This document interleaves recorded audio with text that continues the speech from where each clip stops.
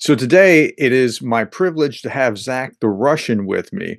Zach and I just met a few days ago, and it was great to get to know him. We were chatting over lunch, and I asked him a lot of questions that had been bothering me for some time about Russian propaganda, about how traditional values works in Russia as opposed to the United States, very similar to the conversation with Konstantin. And then I put this out on my community tab and I said, what questions do you have for Zach? And so the questions that I ask are going to be your questions that you've asked me here. It's a little bit different. And most of you were like saying, "Wow, I'm excited to see this conversation," or left a question. There were a few trolls that said things like, "What a cute couple." I'm like, okay, really? And somebody else said, "You never saw a professor with a student before?" Like, I mean, that's the way this kind of thing works.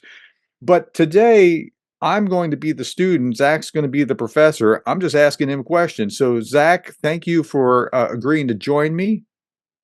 Thank you, Darren, for having me and giving me the opportunity to speak out from the perspective of Russians who oppose this war, because it is important to have our voices out there and to understand that not all Russians are Z. And yeah, we'll hopefully we'll have a good discussion today. Yeah, so we're going to do this for about a half hour, and then I'm going to keep it to that. And then if you want to go do other things, that's fine. So I'm just going to start working over these questions one by one. And yeah, so here we go. First question is, can you explain what ordinary Russians understand by the words denazification and desatanization? Oh, that's a great question. I really doubt they really even have an opinion on this. I would say the majority of Russians. This is just an excuse used by Russian propaganda, and it's just a coping mechanism for a lot of Russians to justify what their country does in Ukraine. Well, of course, there has been like history behind like Ukrainian nationalism, and which has been outplayed and outspoken in Russia for last, I would say, 10 years maybe, since the annexation of Crimea. Russian media, and I remember this because I was like about 13 or 12 and I was still watching TV with my parents. At one moment in 2014, everybody's like all the media, all the state TV channels, like basically all the channels which are owned by the government, they started to talk about how Ukraine is full of Nazis, and the right sector, the nationalists of Ukraine, they are the threat to the Russian democracy, as they were saying Hmm. about this. And they were saying that if we do not protect people of, I mean, first we need to take Crimea, because what if those Nazis are going to come there and going to take our Black Fleet? And secondly, we need to protect the people of Donbass, who are already start to suffer from like this nationalists, and they were calling them like neo-Nazis basically. Yeah, yeah. They were not using the term nationalists. So Russian people has been listening to all this propaganda about Ukrainian Nazis, who actually did not even get any political power eventually in the last 10 years in Ukraine. If we know about the Mhm. right sector did not even get like a one seat in the parliament in Ukraine. They literally have zero influence over the Ukrainian politics. But this is like this. Russia just picks one small example of some nationalists and tries to blows it up, and not even mentioning the Russian nationalism and like the Russian neo-Nazis, which in my opinion, back in like the start of 2000s and the end of 90s, were way bigger than in Ukraine. And then they are trying to use this as a narrative to say that all Ukrainians are Nazis, just because of some examples of like a couple of Ukrainians who have like Nazi tattoos. And Yeah. that's what Russian people has been basically seeing and listening on the state TV. So basically what they know, it's what the TV has been told them. Mhm. So there are two things I want to key in on what you just said. So the first is you said that they were a threat to Russians. Did you mean that they were saying that they were a threat to Russia beyond the borders of Ukraine? Like those Ukrainians, they're going to come for us. Was it that kind of thing, or was it just those poor Russians oppressed by Ukraine inside Ukraine, and we have to go help them? No, no, no. They were saying that the Ukrainian Nazis are expansionists, and firstly, they're gonna start with their own people in eastern Ukraine. Then they're gonna come for the southern regions of Russia, Belgorod, Rostov, and etc. I mean, that's what they've been saying Yeah. since the beginning of the war recently. Not recently, it's been already 2 years, but they've been saying that if we don't get involved right now, eventually in 5 years we'll be fighting on our territory. And this is the main takes of propaganda. We should have Wow. prevented the invasion that was building in Ukraine. And Ukraine was like this large camp of NATO. That's why they were trying to join NATO. And that's why US are pushing them to join NATO. That's what Russian propaganda states. Even though we understand it's not the reality. Right, right. So talk about that because the U.S. is pushing them. You see it in Echoes of Solzhenitsyn. You see it in. I just started reading a book by Guy, Kyle's Gear Kyle's. I can't remember what his name is, but he was talking about the same thing. Like it's all this boogeyman thing. Like Russia feels like it doesn't have respect and is happy to be a first order villain than a second order country. Does that make sense? Is that a I would say, from like Russian mentality, and as I understand it, growing up in Russia, it's either we are going to be the best or we're going to be the biggest villain. That's how yeah, people are. yeah, that's exactly what I mean. And yeah, that's I guess that's one of the reasons for all this happening and for the Russian mentality and for people supporting the war. Not everyone, but a big part of Russian society. I think Mm, it's just because since we were not able to be the best in the USSR, we were not able to dominate the United States in the Cold War with economy, with overall influence all over the world, with like soft power. Okay, now we have to. Well, there is this revanchism. We have to be the best villain to get a revenge, right. get our, you know, I forgot the word in English, missed Russian word there. So get this revenge, basically. That's what Yep. they want to get, and So I mean, this was the that's book. This was the book I was talking about. Russia's War on Everybody. The author's name is Giles. I don't know exactly how he pronounces it, but yeah, what you just articulated, it was what he was saying in the book. He's at a think tank in Great Britain. Okay, question number two: what do they think should happen to civilians who see themselves as Ukrainian? mm, I don't think they have any problems with Ukrainians overall, unless they are not speaking Ukrainian or, unless they don't integrate into Russian culture.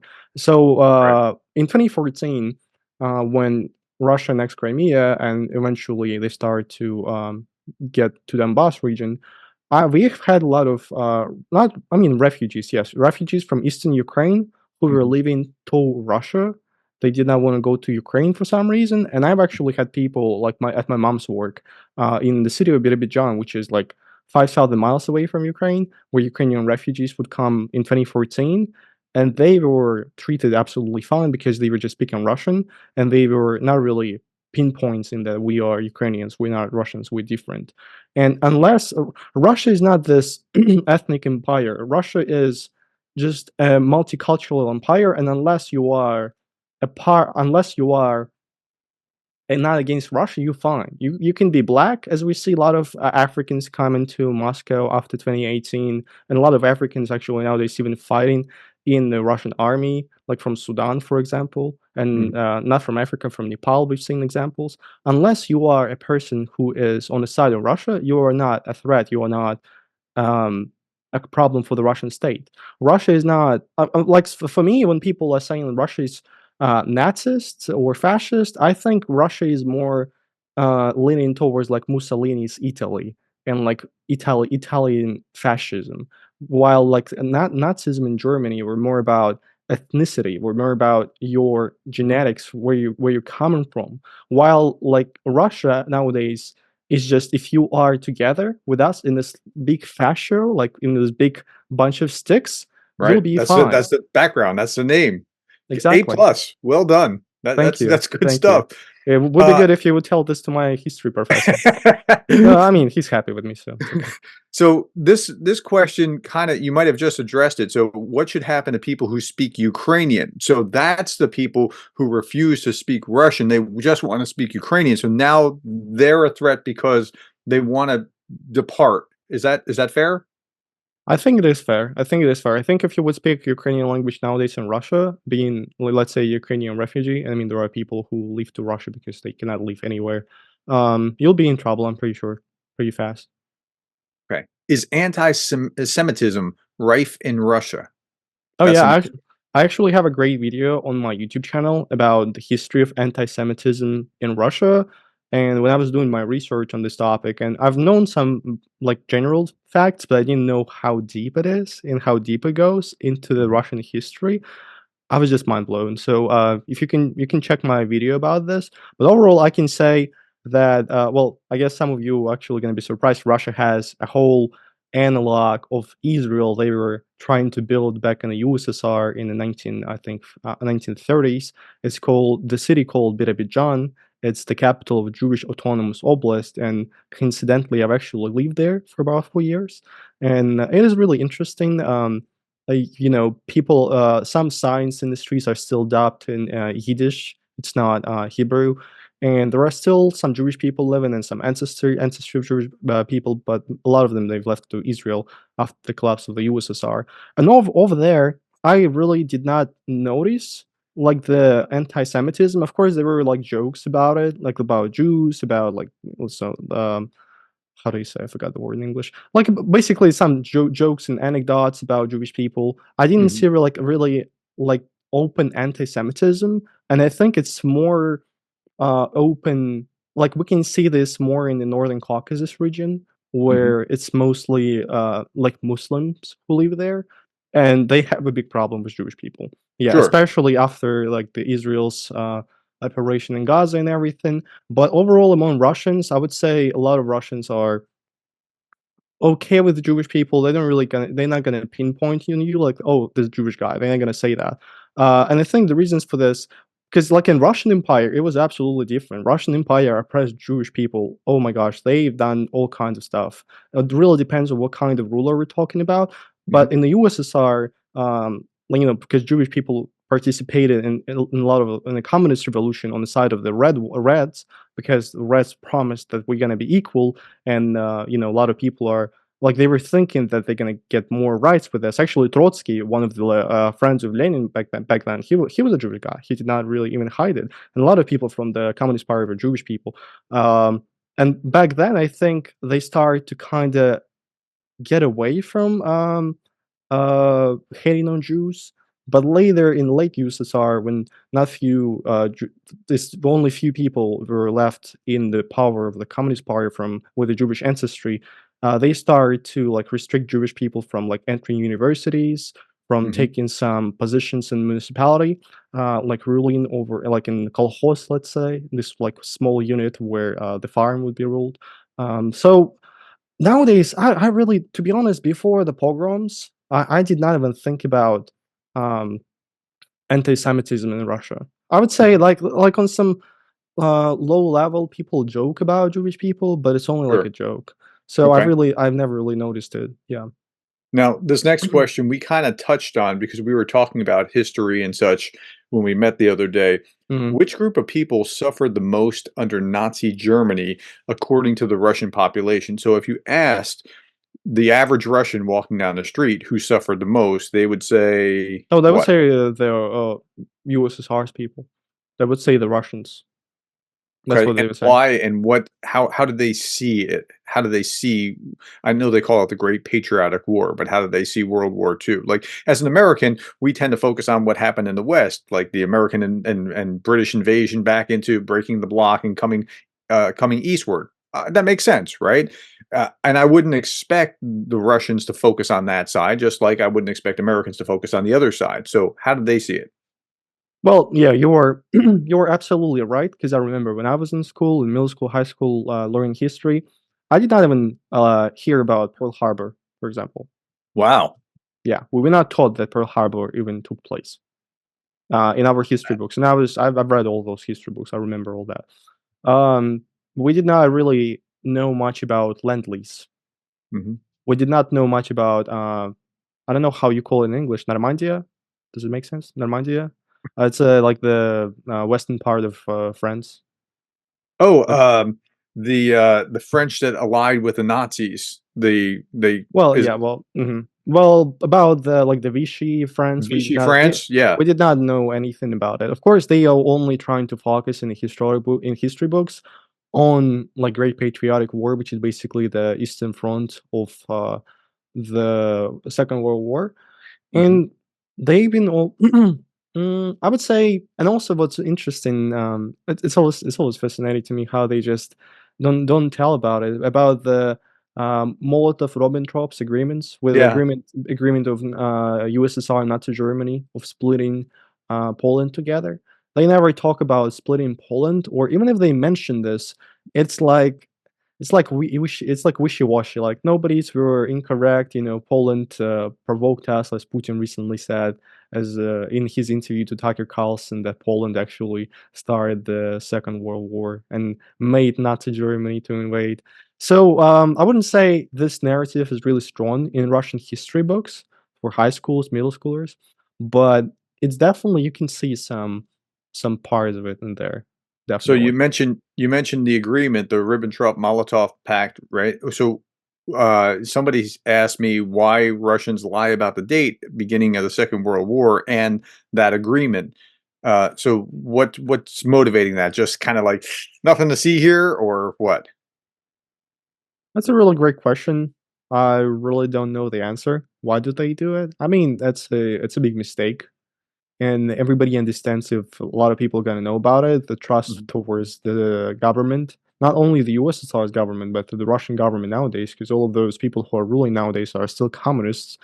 If you think about it, those were like all the people who are like Putin and all of his friends are the previous members of the Communist Party. Mhm. Like those are just communists. They just changed the style. So And I've been to 4 Eastern European, formerly Soviet or Warsaw Pact states, including Belarus. And when I was there, I was struck by what we dubbed the Soviet hangover. Like the mentality was still kind of there, particularly with the older set. You could see young people thinking differently, but with the older set, they would say things that indicated that they were still thinking in that kind of way. So I understand what you're saying. Okay, I got to keep moving through the questions. Somebody wants to know what it's like being Russian, having to flee Russia must be a tough time. I'm sure you can speak to that. oh yeah, I have a lot to talk about it. Well, currently I'm in the US, and I would say I have no problems here in the US. It was hard to get here, being a Russian nowadays because, well, you can't really go to a lot of places to apply for an American visa. And in a lot of places and in a lot of cases you would be rejected. I was accepted only because I was a participant of like exchange program back in 2021, which was Mhm, sponsored by the Department of State, and basically I think that's one of the reasons they gave me the visa. But as far as I know, most of the younger Russians who try to flee Russia and go, let's say, to the US or to Europe, they get rejected. Like 95% of the visas getting rejected. Speaking of the how people treat me here in the US, well, yeah, I've been pretty much in the last 7 months to at least like 4 states in different parts, like Washington, Minnesota, South Carolina, and North Carolina. And wherever I've been to, people would treat me really good. In most of the cases, people would like to want to know my opinion on the mhm, war, but they would sure. not ask me directly. They would try to ask like these questions like step by step, not to get like direct right away. But I would say among all the people whom I've met and whom I've spoken about the war, the majority were, not the majority, all of them were pro-Ukraine, except one guy who was actually a Uber driver from Palestine, North Carolina. He was the only person who was pro-Putin and saying that Ukraine is full of Nazis and Putin is doing the right job doing the special military operation. But before I came to the US, I was actually I've lived for about 1.5 years in Georgia, which is the one of the post-Soviet countries not far from the Northern Caucasus. Mhm, And it was a really interesting moment because Russia invaded Georgia back in 2008, mhm. and 20% of Georgia is still occupied by Russia. So there is a lot of tensions and a lot of hate towards Russians in Georgia, which is understandable. And it was really interesting to deal with this sometimes. But I wouldn't say it was like intolerable to go through this. It was possible. It's definitely hard. It's definitely hard to be a Russian nowadays. But Yeah. I mean, that's there are reasons behind of it, and I understand those. So. Okay, next question said, how many Russians manage to preserve their own freedom of thought, like Zach? A lot, a lot. The Russian internet, think about it.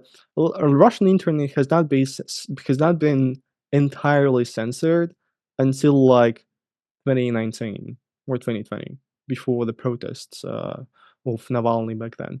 Russian internet has been really free, and I think like everything I have in my life, my mentality, um, so say my culture is based on the internet culture because I was since like the 9 years old, 10 years old, I was able to get the free access to the internet, and that's why I was able to get information which I would not get in school or in the state TV or Hmm. newspapers. And all of those people, like all of those young people, at least I can only talk about young people of my age. They had this access. The problem is some of them they don't really get interested in politics because it's Hmm. hard. I mean, politics are hard. Like to understand what's going on, to whom to trust, and everything. That's why democracy in the late 90s in Russia has failed because you would come to the voting poll and you have to vote for a party, and in the U.S. you have to make a choice out of two. In back then, late in the post USSR Russia, you have to make a choice out of 40 parties, 40, Wow. and yeah, that's why you would like people were mind blown, and people were like, "No, I don't want to. I don't want to think about it. I don't really have time. I need to feed my family. I don't want to get involved in this because it's hard. I don't want to make a mistake." And that's why I think democracy in Russia has failed because democracy is hard, and if you don't have a culture of Hmm. maintaining this, of Yeah. being involved, it can go away easily. And I Yeah. And think most of the oh, sorry, go ahead. no, I was just going to say that's something that we really miss as Americans, and it's really important. So, in the American experience, we had like we date ourselves back to 1776, like nothing happened before that. We had 150 years of ruling ourselves, essentially. Like the colonists had this, like they prized their liberties, that they could vote, that they could manage their own affairs. Russia really never had that kind of culture. And so why would we expect it to act differently without having that background? I don't think they've ever had it at any time, let alone, I mean, so now in the 1990s, they're thrown into it. And sure, you have examples of what's happened, but you've never experienced or lived that. So, I mean, I've got to give them a little bit of like, how would you do if you didn't have that background? And so I understand why they're kind of hesitant when it becomes the Wild West all of a sudden. Yeah, and some of the people, even among Russian opposition, they kind of disappointed in Russian people, and they started to say like, "Oh, Russian, well, other nations were able to do that, and Russia is the only actually one of the few nations which are to the north of the equator, which was Mhm. not able to build a democracy and a stable country." And you'll think about it, and some people say like, "Oh, it's in Russian genetics. Oh, it's Yeah. Russian people have this mentality. It's all the culture." Well, I don't believe in this because, well, guess what? I'm Russian. Actually, I've passed like a DNA test recently, and I'm 99.1 Russian, Eastern European, let's say. That's what it says over there. And, I was able, having just a free access to the internet in like 6 years, I was able to overall to understand that the government tells me BS. Mhm. And you think the rest of the Russians are somehow different from me? No, they're not. They have the same brains. They have the same, so to say, genetics because they are also Eastern Mhm. Slavs in the most part. I don't believe in this, that we have some kind of gene of slavery. That's how a lot of Ukrainians say nowadays. Which is, I mean, understandable, I guess. So yeah, I think Russia has a chance. I don't know Russia if Russia as a state has a chance, but I'm pretty sure Russians as an ethnicity we definitely have a chance for a democratic country in the future.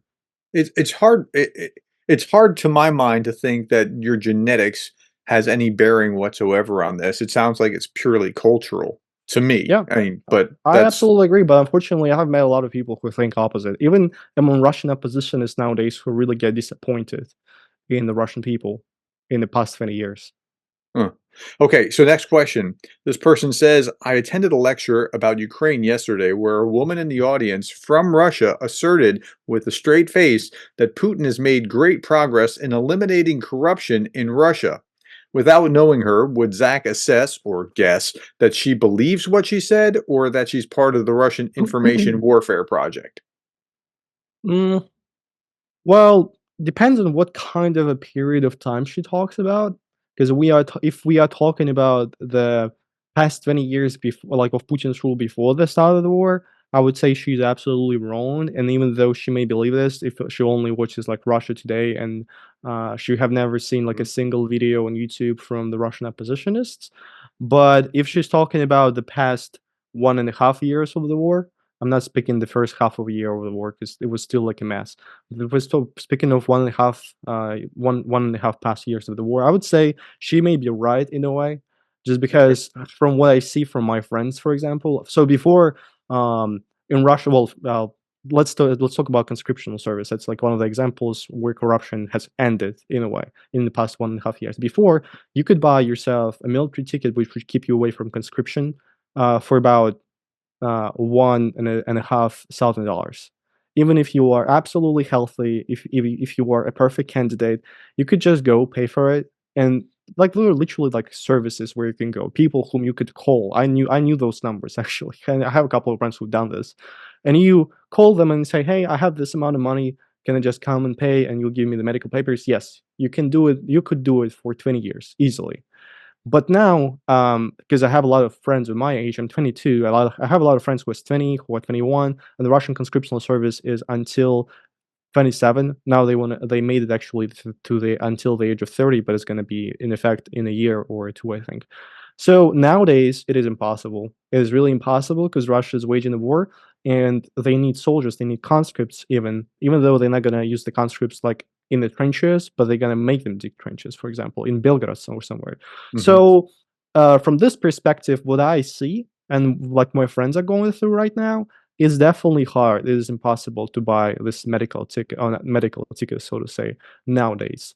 In other spheres of life, I can't really tell, but from what I see from my relatives who work in the governmental like structures, they kind of started to say that there is more control right now over where the money are being spent to, not as before. So, Mhm. but I mean, military economy is supposed to be this way. If you build a military economy, you don't want a penny to be spent on somebody's, yacht in somewhere in Black Sea. I mean, they can't really go to Italy anymore, luckily Right. or fortunately to them, I guess. So, from this perspective, I can see that this lady maybe she was talking. Depends what kind of period of time she was talking. But if she was talking before or overall, no, she's absolutely wrong. And she may Yeah. believe in this. She may believe in this. There are a lot of Russians actually in the U.S. and investing countries, in Germany specifically, the ancestors of the USSR, Mhm. who are the descendants, not ancestors, who are only the only sources they read in are Russian sources, and of course Right. they can be trust in this. Yeah.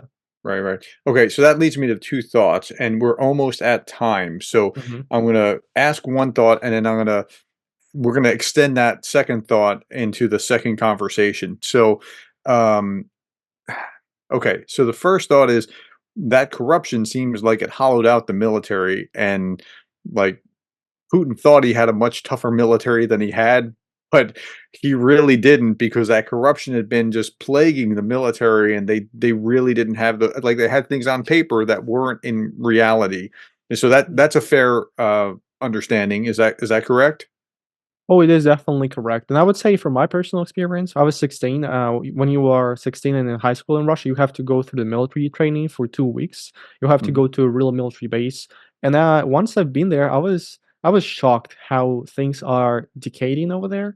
Like just one example, we were doing some kind of not martial arts exercise, and at mhm, one point, the floors at this building where usually the soldiers sleep, we were doing it over there. Like I literally stepped on the floor and it went down. Yeah, mm, and I've asked like the officer how many years has it been like in this state, and he said, well, since they built it in like 1960s, it did not get repaired. And I'm absolutely sure that the money to repair all this yeah, were like invested in this. Putin invested in this, but all the money went directly to the pockets of those people. Another example, also, which is not mm, really a great example, like a big example, but a small example of corruption, which I've just experienced through all my life. You just see as the Russian soldiers selling MREs mhm, literally on the highways which lead to the military base. So if you want to buy like an MRE, and sometimes they are actually fun. Like you could buy like an MRE for $5 back then. I remember when I was like 15, and MREs, like it says, prohibited to be sold. Yeah. For And those who how do don't they get know, those? MREs are meals ready to eat. That's the packet of food that a soldier might put in a pouch in a leg pouch or something along those lines. So that, yeah. Okay. Keep going. Yeah, they have like the 3, I think, meals in one MRE. And the Russian soldiers and the officers, they were just selling those. And not even theirs, I'm pretty sure, because how can you have like a full truck loaded with MREs if you were just a Sure. soldier receive this like one a day? So yeah, like those examples are definitely like the examples of the corruption in the Russian army. Okay, so the next question that's spun off from the previous question was, do you feel like you are in any danger, like you might be called back, you might be conscripted, something along those lines? But don't answer that. We're out of time. Folks, if you want to see part 2 of this, we're going to continue that conversation over on Zach's channel. Tell him where how to find you. Yeah, guys, there's going to be a link in the description of Darren's video. You can just click it, and it's going to lead you to the second part of my channel. Also, you can just search on YouTube Zack the Russian. I'm going to pop up. See you in Okay. the second part. Thank you so much, Zach. I appreciate it. Thank you, Darren.